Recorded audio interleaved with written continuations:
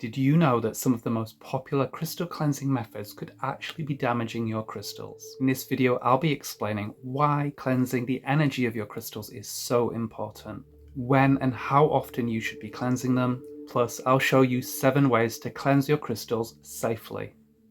Hi, I'm Ethan Lazzarini and I'm the author of 4 crystal healing books, including the Amazon best-selling book series, Crystal Grid's Power. Crystals are sensitive tools and they absorb spiritual energies as well as emit them. Crystals absorb all different types of energies, including our thoughts, feelings, energies from places and people that are around. Sometimes these energies are not in alignment with us. They may even be negative energies that clog up your crystal and weaken its properties. If you use your crystals for chakra balancing or healing, for example, the crystals will take on energies that you do not want to keep around or pass on to others.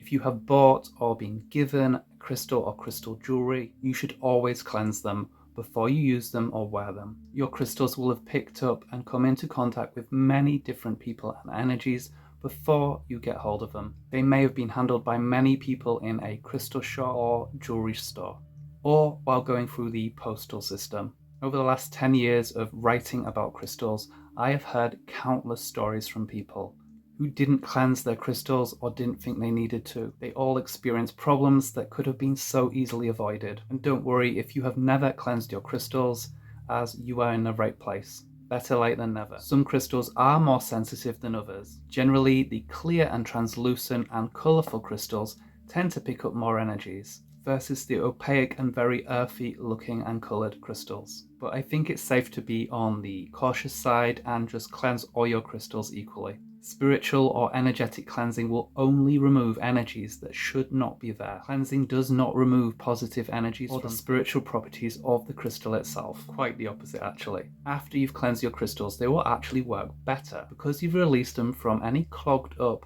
negative or outdated energies within them. If you are sensitive to energies, you can even feel how vibrant, energized, and clear they are afterwards. The following list is a guide only and based on my experience over the years, so opinions on crystal healing will vary and you'll develop your own cleansing routine over time. So when should you cleanse your crystals? Number 1, when they are new crystals. So when they're new to you, when you've received them, when you've bought them, whether they're gifted or you buy them yourself. In fact, I consider this to be the most important time. You mustn't skip this one. Number 2, if they have never been cleansed before. So if you're aware of that, you know you've got crystal stones around you that you've never cleansed them before, you need to get on that now. You should also be cleansing your crystals after using them for a healing or therapeutic treatment. After you placing a crystal within any of your or someone else's chakras. Also after wearing or carrying them throughout the day. And I know not everyone does that, but I think it's a really good idea. You don't want yesterday's energy to be carried with you into the next day. You should also cleanse them if someone else touches or handles your crystals. Again, some people don't think that's as important, but I think it's something you should be considering, and it may depend on who it was. You should also cleanse them before and after using them in a crystal grid, and at least once a month for display crystals around your home or crystal grids. And of course, if you feel that the crystal needs cleansing, you should follow that and do that at that time. Trust your intuition. So some of the cleansing methods that you may have come across online, been recommended even in a crystal shop or read in books, could actually be damaging your crystals. And I know because I learned the hard way. And I don't want you to make the same mistakes as me, so please pay attention to the next part of this video. So cleansing in water is one of the most recommended ways you'll come across to cleanse the energy of your crystals, and it's also one of the most common ways people end up damaging their crystals. So that's why I just don't recommend it anymore. I'm always amazed that people keep recommending this no matter how many times this keeps happening. Lots of crystals are water soluble or damaged in water. Water can dissolve the surface of these crystals slowly, gradually over time. You'll notice this when they suddenly become dull, almost as if they weren't polished. Now there are lists of water safe crystals or water-soluble crystals that you'll find online, but the problem I have with them is they are not extensive enough. There also appears to be no book that lists them all, and there's honestly just so many minerals out there on the market that it's impossible to keep up with it. Even some of the information is generalized. You'll probably have heard that most quartz-based minerals are completely safe, but they do not consider that if you have a quartz crystal which is orangey or red in color, because of iron deposits on the surface of that crystal, when you put it in water, that's going to oxidize, and over time you'll actually lose the color of the crystal and it'll just look like a normal piece of quartz. And again, I've had so many people report, well, how is this happening? Quartz is safe in water. So it's being too general for me, which is why I just don't think it's worth the risk.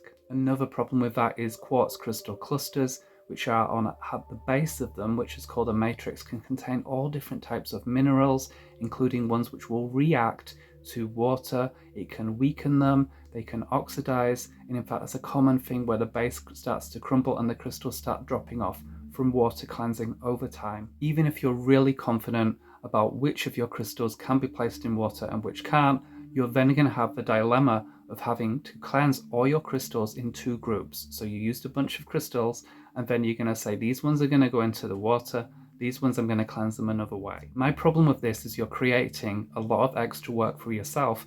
Had you just used the dry method that doesn't use water for all the crystals, you only have to cleanse them all in one go. You don't need to be using two different methods. Another way I'll see people still recommending after we know it is damaging is to use salt water. That usually involves mixing of sea salt or rock salt, Himalayan salt with water. It could also be seawater. For some minerals, it's like an acid bath. It's much worse than even normal water. So don't even touch this method unless you know 100% that you're fine doing it and that the crystals you have will not be damaged by salt water. If you have colored crystals, particularly the transparent types like amethyst and citrine, they actually will fade in sunlight. You'll have noticed this if you've ever placed them near a sunny window in your home. Over time, you took a photo and you take a photo now, you'll see how much color they have lost, and eventually these crystals can turn clear. So if you keep cleansing your crystals in sunlight, you probably won't notice anything, but over time they're going to lose their color. Is sound cleansing safe? So popular methods at the moment like singing bowls and now tuning forks are okay, but they need to be done the correct way to do them safely, which in a minute I'll explain what I think to make sure you're doing them correctly. And I really appreciate you being here, and if you found this video to be helpful or informative so far, could you please give it a thumbs up or subscribe if you wish to have more videos like this. Thank you. There are so many different ways you can cleanse your crystals which are perfectly safe. Some of these will use tools and other ones won't. Some of them are very simple and some of them are more complex.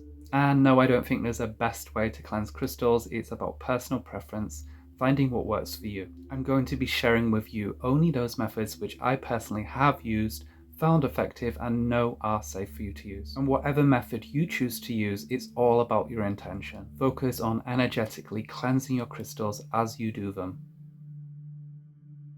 So smoke and incense has become a popular way to cleanse your crystals, though in recent years people have become a bit more concerned about the sustainability of things such as white sage and Palo Santo. So luckily there are so many other cleansing herbs, woods, resins that you can use from around the world, from your own country if you want, which will work just as good. This includes things such as sandalwood, cedar or cedarwood, frankincense, dragon's blood, which is a resin of a tree, rosemary, camphor, lemongrass.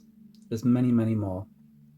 There are lots of forms of incense that you could use, but I would say the easiest form of incense really would be using an incense stick like this. This is the one that's on a stick. The Japanese style incense and Tibetan incense will usually be solid incense without a stick inside of it. And you'll also be able to use things like an incense cone as well. And there's also incense blocks. There's also a lot of other forms, but these are the easiest to find for most people, and they're also pretty affordable. Just make sure you're buying natural incense. I would say just open your windows whenever you're burning incense. Incense won't be for everyone. So all you would do is take your crystal and you just pass it through. I usually go around in circles, turning it over and just completely covering it in the smoke. But stop whenever you feel you're done. Obviously, you can only do one at a time with this method.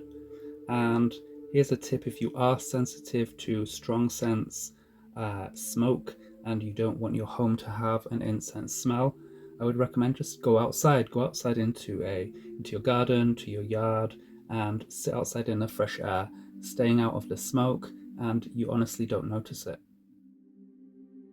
At night, when the moon is full, place your crystals on your windowsill and choose a window that you know is going to catch the moon either at the time or during the night so that it's going to get that moonlight. And if you know that it is safe to do so, some people will leave their crystals in their garden or backyard and they'll leave them outside during the night to do that, and you don't have to worry too much then about the positioning. But obviously, there is a risk in some countries, like where I live, of rain coming through the night, or perhaps you know it's going to rain at night. So, what I would recommend you do then is to use a jar like this, or the other one is to just get a glass bowl and place it over the top of your crystals on some type of surface that you've left outside. So, table, chair, a raised surface is probably best so it's not going to get damp from the earth. Just remember to remove your crystals from the windows or from outside first thing in the morning so that they don't get too much sunlight either. And the downside of this method is that it also means waiting for the full moon, which is a once a month event, so it's not so good for daily and regular cleansings. If you are a Reiki practitioner or use any type of alternative healing system, then you could use that energy to cleanse your crystals wherever you are and whenever you. In fact, this is a very simple way to do it, but of course, it will mean learning a healing system of some sort. And all you do is you would take your crystal and you'd place it usually in your hands like this and pass the energy through the crystal, and it's very easy to cleanse crystals this way. This is also a very good way for cleansing lots of crystals. Again, I can place my hands over a bowl of crystals.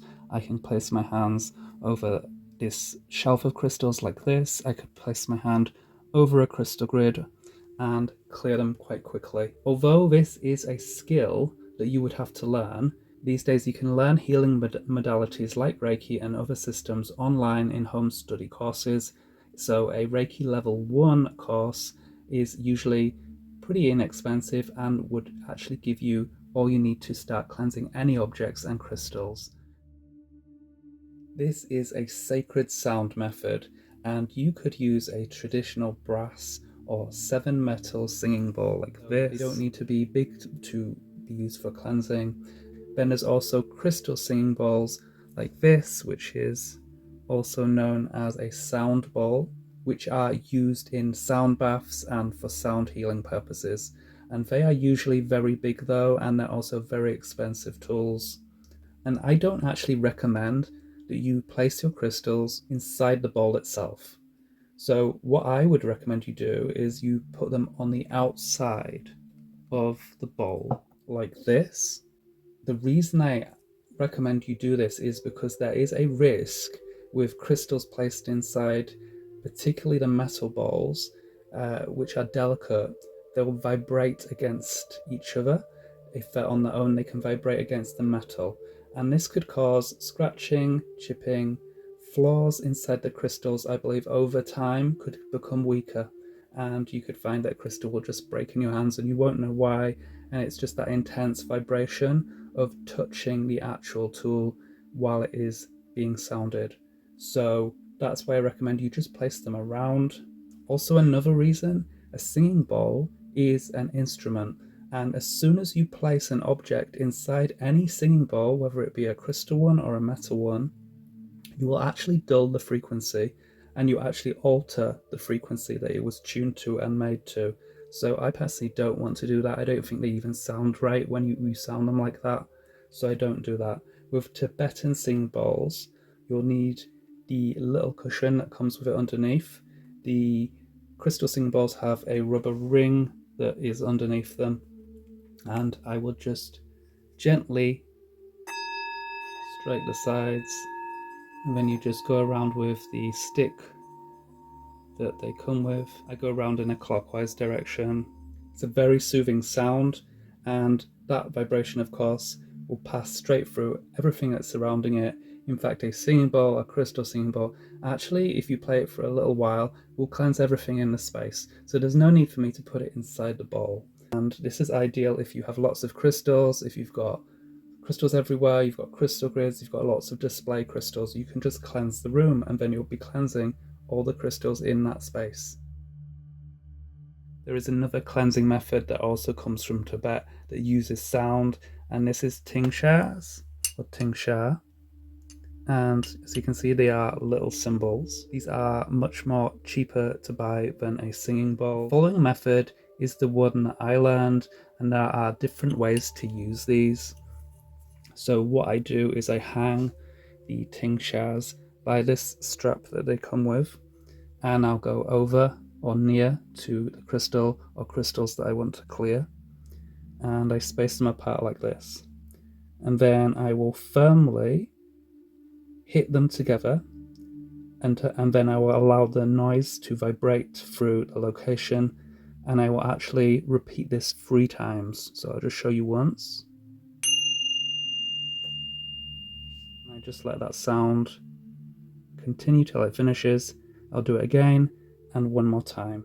As an alternative to Tingshas, you could also use a high quality brass bell to cleanse your crystals, and bells have been used to cleanse negative energy or to break it up and transmute it all around the world, from Europe to India. And you can ring the bell again, I would recommend just 3 times, and this will also cleanse your crystals in a very similar way. Another alternative sound healing tool you may have seen and started to become more used is a tuning fork, and these are usually specifically made for sound healing, and they do have a word of warning about this tool. So some people will tell you to strike the tuning fork against the crystal, which will emit the ringing tone from the tuning fork, and then this allows the energy to penetrate. And I don't recommend you do that at all, because the chance of you chipping or scratching your crystal is extremely high. The other alternative I see people do, which is they will sound the tuning fork, and then once it's ringing, they then use the rod at the bottom and they will touch it to the crystal, and then the vibrations go straight into the crystal that way. So again, I'm still not convinced that is a good thing to do, and the reason is the vibration of the metal, which is pretty crazy to be honest, will vibrate maybe hundreds of times as it hits that crystal. It could also potentially scratch the surface of the crystal.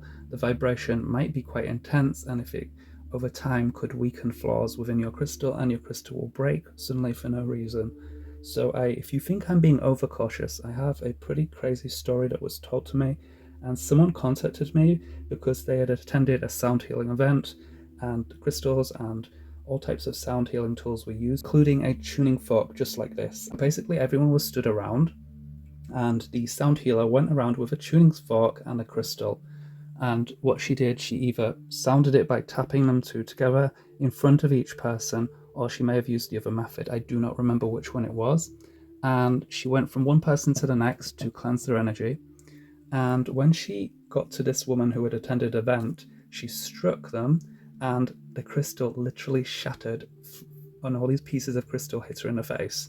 So I know it's the worst case scenario, but it just shows you the power of sound moving through an object like that. I think we just need to remember with these types of sound tools is the whole point in sound healing is that that vibration passes through everything in the vicinity. That vibration passes straight through atoms. Like, it's not even just air. That's how a sound passes through a wall. There's no need for you to have the two things touching. As long as the sound is emitted, everything that is within reach of that sound will be cleansed. This crystal here, what I would do is use what came with it, and most of them now come with a little mallet like this. And you can pass it around.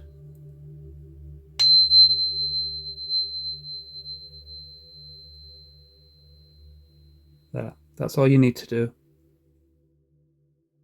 Okay, now for something a little different, and if you're used to my blog, my videos, you may have spotted this pyramid or a copper pyramid in some of those videos. And this is a cleansing method that uses sacred geometry and pyramid power. So using a copper pyramid to cleanse items is not well known, but it is very simple to use. And this is a specialist tool though, and I have to be honest, it can be expensive to buy. So not something that I would actually ask you to invest in if you're a complete beginner or you only have a few crystals. But for someone like me, it's been worth my while.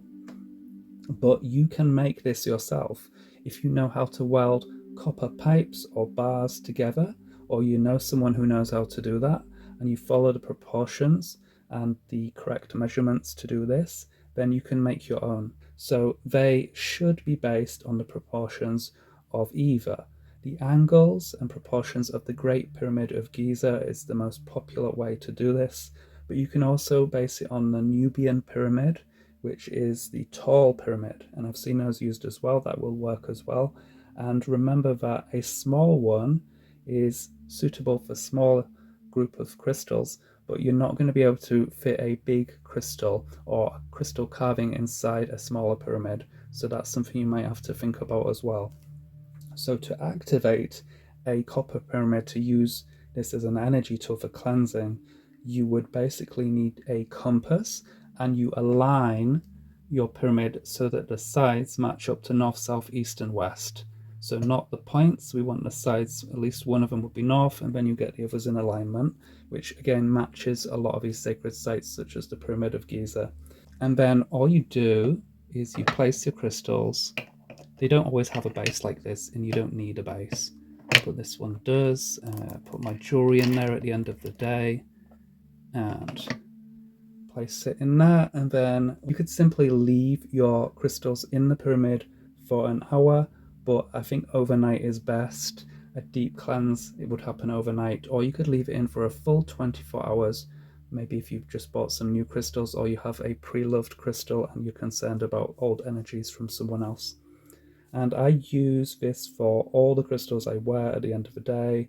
And what's amazing with this method, if you've got no smoke, you've got no sound, I don't have to tune in with like an energy system, and you just leave it there, you set it and forget it. If you've got any questions about these cleansing methods, just pop them in the comments below. And of course, there's many other ways you can cleanse your crystals, including more unusual ones if you're interested. I can cover these methods in more detail in a future video.